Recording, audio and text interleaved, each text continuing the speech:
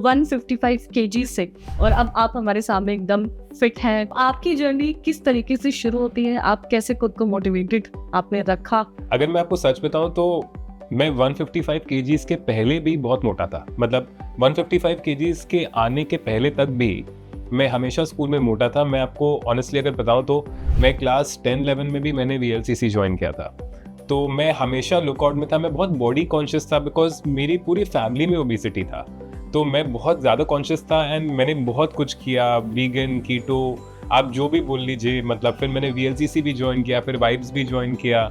उसके बाद मैं कॉलेज जाके मैं 12 घंटा पढ़ता था, तो वहाँ खाते खाते मेरा 155 kgs भी हो गया था। बट जिस दिन मैंने 155 kgs देखा, उस दिन मैं अपने मेंटर से मिला था, जो मेरे फिटनेस मेंटर मैं जिनको मानता हूँ।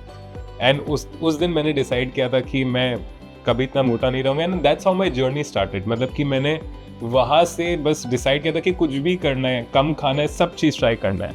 वहाँ से मेरी एक एजुकेशन जर्नी भी स्टार्ट हुई कि मैं अपने आप को खुद को एजुकेट करूँ। ऑल्दो मैं बायोमेडिकल साइंटिस्ट हूँ बाय डिग्री, मैंने हमेशा रिसर्च एंड ड्रग्स के बारे में पढ़ा। ये जो एक पूरा एस्पेक्ट था personal health and preventive health के बारे में, जिसमें कॉलेजेस में बहुत पढ़ाया नहीं जाता है, उसमें भी मैंने खुद छलांग मार के I started my own journey. तो इस पूरी जर्नी में खुद को ये समझाना कि नहीं यार अभी ये नहीं खाना है, मैं दोस्तों के साथ जा रहा हूँ, मुझे अभी जंक फूड नहीं खाना है, उस डिसिप्लिन को आप कैसे फॉलो करते हैं? ऑनेस्टली मुझे खुद नहीं पता। मतलब ऐसा होता है ना कि आप स्टार्ट करते हैं, आपको थोड़ा सा रिजल्ट्स मिलता है, तो आप उसको जस्ट फॉलो करते जाते हो। आई थिंक मोटिवेशन एक अंदर से आता है। मेरे एक बहुत बड़े मेंटर एंड्रू ह्यूबरमैन, जो बहुत बड़े साइंटिस्ट हैं ग्लोबली, और उनका बहुत बड़ा पॉडकास्ट भी है, वो भी कहते हैं कि आप जो मोटिवेशन है वो सिर्फ इंटरनल से आप निकाल सकते हैं। मतलब इंटरनली आप अपने आप को मोटिवेट कर सकते हैं, एक्सटर्नल फैक्टर भी इन्वॉल्व है। लेकिन आई थिंक मेरे लिए इनिशियली ऑनेस्टली फिटनेस ज़्यादा ज़रूरी नहीं था, मेरे लिए लुक ज़रूरी था। कि मुझे लगता था कि भाई कपड़ों में अच्छा लगना चाहिए। सही बात है। And that is the honest truth कि मेरे माइंड में ऐसा नहीं था कि मेरे को फिट होना है। अभी अलग व्यू पॉइंट है, पहले खाली लुक के बारे में था। तो बस आई विश मेरे पास शॉर्टकट्स होते, बिकॉज मेरे टाइम पे उतने शॉर्टकट्स नहीं थे। बिकॉज ये शॉर्टकट सेफ है आपके हिसाब से? यस, कुछ शॉर्टकट सेफ है। मतलब डिपेंड करता है कि आप किस तरह से यूज़ कर रहे हैं और कौन यूज़ कर रहे हैं। एंड देखिए, शॉर्टकट्स में आप ज़्यादातर ड्रग्स की बात कर सकते हैं, जो ओजेम्पिक है, GLP-1 एंड मुंजारो, जो अभी मार्केट में बहुत पॉपुलर है। वो आज के दिन 2-3 साल में वेट लॉस के लिए आए हैं। उससे पहले शॉर्टकट्स में स्टेरॉइड ये सब थे, जो मैंने कभी सोचा नहीं है लेने का, या ना मैं कभी लूँगा। बिकॉज उसके जो लॉन्ग टर्म साइड इफेक्ट्स है वो बहुत ज़्यादा ख़राब है। मतलब चाहे वो हार्ट अटैक्स हो, चाहे वो आपके बॉडी में इनलार्जमेंट हो, या आपका पूरा हार्मोनल इम्बैलेंस हो जाए। जो स्टेरॉइड्स है, जो टेस्टोस्टेरोन बेस्ड स्टेरॉइड्स लोग बॉडी बिल्डिंग में यूज़ करते हैं, एनाबॉलिक स्टेरॉइड्स उनको बोलते हैं, जो बहुत हाई यूज़ में करते हैं। लाइक बॉडी बिल्डर्स आपका growth hormone, insulin and testosterone, ये सब हार्मोन्स यूज़ करते हैं अपनी बॉडी बढ़ाने के लिए, जो I think is dangerous long term में।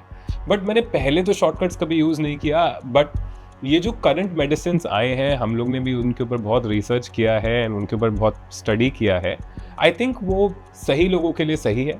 मतलब ऐसे बहुत सारे लोग हैं जिनको उन ड्रग्स की ज़रूरत हो सकती है, एंड वो ड्रग्स लेने के लिए उनको बेनिफिट भी मिल सकता है। क्योंकि बहुत लोग ये चीज़ नहीं समझते हैं। लोग इसके लॉन्ग टर्म रिसर्च का सवाल उठाते हैं कि इसका लॉन्ग टर्म में क्या होगा। कोई बोलता है कैंसर हो जाएगा, कोई बोलता है कुछ हो जाएगा। बट बहुत लोगों को ये पता नहीं है कि ये जो ओजेम्पिक है, ये 1980 में डिस्कवर हुआ था। ये 1980 में क्यों डिस्कवर हुआ था? बहुत लोग थे जो डाइटिंग करते हैं, एक्सरसाइज करते हैं, पर फिर भी वेट कम नहीं होता। आप खुद सोचिए, आप हो सकता है आप जितना खा रहे हो, एक जो इंसान मोटा है वो भी उतना ही खा रहा हो, लेकिन क्या वो आपकी तरह वेट लूज करेगा या आपकी तरह फिटनेस रहेगा? नहीं। तो खाना is always not the factor. बहुत लोग होते हैं, बहुत सारे आंटीज़ होते हैं, अंकल्स होते हैं जो बहुत कम खाते हैं, लेकिन फिर भी उनका वेट बहुत ज़्यादा रहता है। उन लोग एक्सरसाइज भी करते हैं तो भी वेट कम नहीं होता है। ये रिसर्चर्स आप 1980s में ये चीज़ पढ़ना चाहते थे, तब उन्होंने एक हार्मोन डिस्कवर किया जिसका नाम था GLP, जो सारे वेट लॉस ड्रग्स है। ये एक लिजर्ड के टंग से निकला था। एक लिजर्ड था, उसका नाम है सिल्वा मॉन्स्टर। उसके टंग से निकला ये उसके टंग से निकला वो GLP। उन्होंने देखा कि 30% GLP मिमिक कर सकता है बॉडी में। इसका 20 साल तक रिसर्च हुआ। 1990s में इसके क्लिनिकल ट्रायल्स हुए। उसके बाद 2002 में इसका पहला वर्जन निकला। उसके बाद 2006 में नेक्स्ट वर्जन निकला, फिर 2010 में निकला, फिर 2015 में निकला। ये लोग 25 साल से डायबिटीज़ के लिए ले रहे हैं। तो जो लोग यहाँ पे आके इन ड्रग्स को बोल रहे हैं कि नए drugs, it is not a new drug, ये एक 40 साल 50 साल का रिसर्च है। तो ये डायबिटीज के लिए था, फिर से वेट लॉस में। वेट लॉस एक साइड इफेक्ट है। मतलब अगर आपने कभी वायग्रा का स्टोरी सुना है तो 1996 में जब फाइजर ये ड्रग टेस्ट कर रहा था पल्मरी हाइपरटेंशन के लंग्स के लिए, तो उन्होंने देखा कि ये साइड इफेक्ट होता है। उन्होंने साइड इफेक्ट को मार्केट करके वायग्रा निकाला। तो ये एक्चुअली जो ड्रग है GLP-1, ये एक्चुअली आपके इंसुलिन को करेक्ट करने का है, जो आपकी बॉडी का चाबी है, जो आपका बॉडी पतला है या मोटा है वो डिसाइड करता है, एक की फैक्टर है। तो जो चीज़ इंसुलिन को कंट्रोल कर सकता है वो आपके वेट को कंट्रोल कर सकता है। तो जब कोई चीज़ आपके इंसुलिन को ठीक से कंट्रोल करने लगता है, आपका वेट लॉस होने लगता है। तो टेक्निकली वेट लॉस एक साइड इफेक्ट है इस मेडिसिन का। इसका एक्चुअल काम आपके इंसुलिन को करेक्ट करना है, विच इज एजिंग। आप जैसे जैसे एज करते हो आपका इंसुलिन ऑटोमेटिकली थोड़ा सा डिसफंक्शन होते जाता है, which is a normal process of ageing. कि आप जैसे बड़े होगे आपका इंसुलिन थोड़ी 18 की तरह काम करेगा।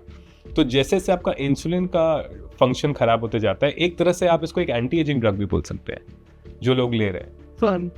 तो ये ड्रग इज वेट लॉस, जो हम लोग बार बार इस ड्रग के लिए बात करते हैं, it's actually a side effect. ज्यादातर टाइप 2 डायबिटिक्स यूज करते हैं, लेकिन अगर कोई मॉर्बिडली ओबीस है जो बिल्कुल चल फिर नहीं सकता, जिसके बहुत ज्यादा विसरल ऑर्गन फैट है, ऑर्गन्स में बहुत सारा फैट जमा हुआ है, जिनका BMI 35-40 के ऊपर है, या फैट परसेंटेज बहुत 40-45 है, जो normal healthy diet and exercise से भी वो अचीव नहीं कर सकता जो उसको अचीव करना चाहिए, एंड उसका हार्मोनल इम्बैलेंस है। आप कोई भी धागा को लेके अगर कहीं पे चिपकाना चाहते हैं तो आपको कहीं ना कहीं से तो पकड़ना पड़ता है ना धागा। तो बहुत बार ये मेडिसिन काम आते हैं उस धागे को एक तरह से पकड़ने के लिए। आप अगर एक बार इंसुलिन को पकड़ लेंगे तो बाकी चीज़ से आपका वेट लॉस होना स्टार्ट होगा, बिकॉज ये मैजिक पिल नहीं है। GLPs आपको पता होना चाहिए, सब ओजेम्पिक टाइप के ड्रग्स आधे लोग में काम नहीं करते हैं, बिकॉज उन लोग इसको मैजिक पिल की तरह लेते हैं। अगर आप मैजिक पिल की तरह लेंगे तो आपका मसल लॉस होगा, and muscle loss is actually आपका एज को बढ़ा रहा है, आपका एज को कम नहीं कर रहा है। तो अगर आपको GLPs को भी सही तरीके से लेना है, उसमें भी एक तरीका होता है जहाँ पे इट बिकम्स मोर इम्पॉर्टेंट कि जहाँ पे आप राइट डाइट और राइट एक्सरसाइज फॉलो करें। तो अब जब वो मेडिसिन लेते हो तो आपको वो मेडिसिन लेना ताकि आप एक तरफ से इंसुलिन पकड़ ले कि इंसुलिन आपके फैट को स्टोर नहीं करे, एंड उसके बाद आप प्रोटीन, एक्सरसाइज, ये सब अगर ठीक से करेंगे तो आपका जेन्युइन वेट लॉस होगा। तो कॉमन मैन ले रहा है ये ड्रग या अभी सिर्फ? बिल्कुल ले रहे हैं। दुनिया में 8 करोड़ 10 करोड़ लोग ले रहे हैं दुनिया में। मतलब अगर आप देखें तो वर्ल्ड का 1% पॉपुलेशन हो गया, जबकि ये बहुत प्रिविलेज ड्रग है, ये इतना महंगा ड्रग है। आज के दिन आपका जो राइबेलिसिस जो टैबलेट्स आता है वही 7-8 हज़ार रुपये का है एक महीना का, अगर आप पैकेज को अगर आप देखेंगे तो। और अगर आप मोन्जारो या विगोवी, वो 15 से 30 हज़ार रुपये तक का आता है महीना। तो वो एक कॉमन मैन तो अफोर्ड नहीं कर सकता। उसके बाद अगर 8 करोड़ 10 करोड़ लोग ले रहे हैं, आप सोचिए कितने लोग ले रहे हैं। और अगर आप एक ड्रग कंपनी है, आप खुद सोचिए, आपका काम जो ड्रग है ये प्रिस्क्रिप्शन ड्रग है, ये तो डायरेक्ट पेशेंट को बेचने का ड्रग नहीं है। आप तो जाके एक दवाई की दुकान में नहीं बोल सकते भाई मेरे को ओजेम्पिक दो। तो काम तो डॉक्टर का है ना आपको एक्सप्लेन करना।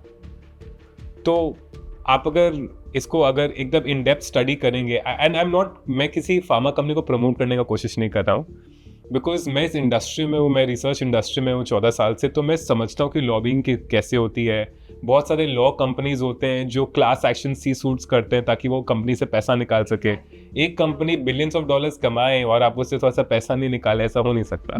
तो बहुत सारे लोग हैं जो बोल रहे हैं कि आप ठीक से लेबल नहीं किए, बिकॉज रिसर्च में तो पब्लिश हुआ ही था कि ऐसा प्रॉब्लम हो सकता है, तो डॉक्टर को बताना चाहिए था।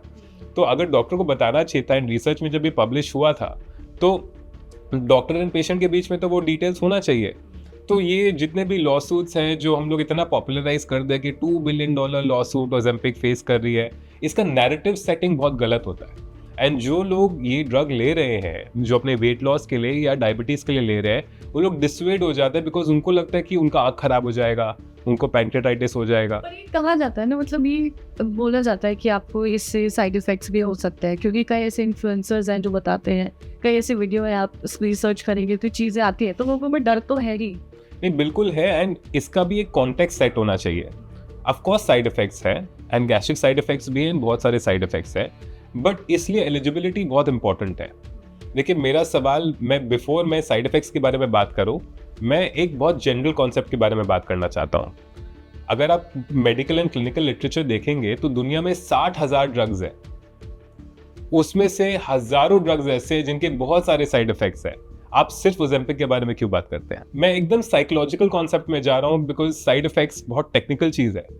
आज के दिन अगर कोई ओबीस है जो मेहनत करता है, मैं आपको मेरे पर्सनल एग्जांपल से बता सकता हूँ। As a person who has been obese, I know a lot of obese people. मेरे बहुत सारे पेशेंट्स आते हैं जो ओबीस हैं। ऐसा कोई ओबीस पेशेंट नहीं है जो कोशिश नहीं करता, या कभी किसी ने कोशिश नहीं की हो और हार नहीं मानी। बिल्कुल कोशिश करते, उनका कॉन्फिडेंस खत्म हो जाता है। वो लोग बर्नआउट कर जाते हैं एंड उसके कारण खाने पीने लगता है। तो मैं बोल रहा हूँ, आप सिर्फ ओजेम्पिक के पीछे क्यों हैं? मेरा सबसे पहला सवाल ये, आप और हजारों ड्रग है, हजारों डिजीज के लिए, आप ब्लड प्रेशर के लिए क्यों नहीं बोलते? आप थायराइड के लिए क्यों नहीं बोलते? थायराइड के लिए अगर मेरे को थायराइड को हार्मोन लेना है तो ठीक है, बट डायबिटीज के लिए एंड वेट लॉस के लिए अगर मेरे को इंसुलिन कंट्रोल करना है तो वो ठीक नहीं है। हर चीज का सही तरीका होता है लेने का। साइड इफेक्ट प्रोफाइल हर चीज का होता है। हम लोग सिर्फ इसी के साइड इफेक्ट के बारे में क्यों बात करते हैं? आंख का प्रॉब्लम होना 1961 से इंसुलिन से हो सकता है। It has been a known fact. मतलब आज जो आप बोलते हैं, आंख 6 जन का ब्लाइंडनेस हुआ जिनका एवरेज एज 66 था, जिनका कैपिलरीज ऑलरेडी वीक था। How does that impact the whole population? मैं बोल रहा हूं कि आप एक जिम में जाइए, आप जिम को कमोडिटाइज कर दीजिए। आई एम श्योर आप जिम गए होंगे। आप मेरे को बताइए, अगर 100 लोग जिम में जाते हैं तो कितने आपको फिट लोग मिलते हैं वहां पे? 1-2%। मैं बोलता हूँ चलिए 10% बोल लीजिए, ठीक है। अगर मैं आपको एक ड्रग का स्टेटिस्टिक्स दूं कि 10% इफेक्टिव है, 90% लोगों में इफेक्टिव है, नहीं है, आप क्या करेंगे वो चीज? यहाँ पे अगर मैं बोलता हूँ कि यहाँ पे 75 to 80% एफिकेसी है एक ड्रग का, बट 20-25% है जिनको हम लोग को धीरे धीरे टाइट्रेट करना पड़ता है, या साइड इफेक्ट्स होता है तो हटाना पड़ता है। तो आप वो नहीं करना चाहते। ऑल्दो मैं एकदम क्लियरली स्टेट करना चाहता हूँ बाय द वे, कि मेरे हिसाब से मूवमेंट, एक्सरसाइज और resistance training is the number 1 advice I would give to any human being on earth.